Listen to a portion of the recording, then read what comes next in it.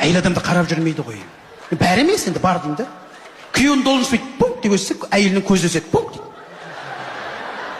Күйеуінің должность дейді, пункт деп екінші өтсе, әйелінің ерін өседі. Енді бір зарплатқа қарап отқан адамның әйелінің қай жерін өсіреді? Кредиті өспесе, басқа нәрсе өспейді ол кісілерде. Күйеуінің должность жүріп, пункт деп өссе, әйелінің алдыңғы жағы пункт деп өсіп кетеді кәдімгі. Жоқ, рас шынымен де бар қазір қоғамда көресің ғой.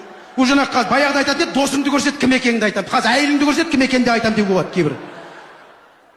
Күйеуінің должности пам-пам деген кезде, Құдай сақтасын.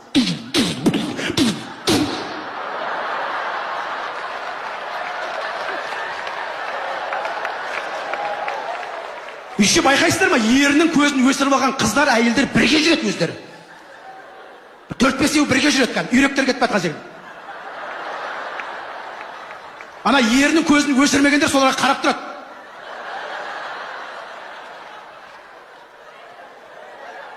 Олар өздері өсірмегендер 3-4 отырып алып, өсіргендер өсіп деп отырады.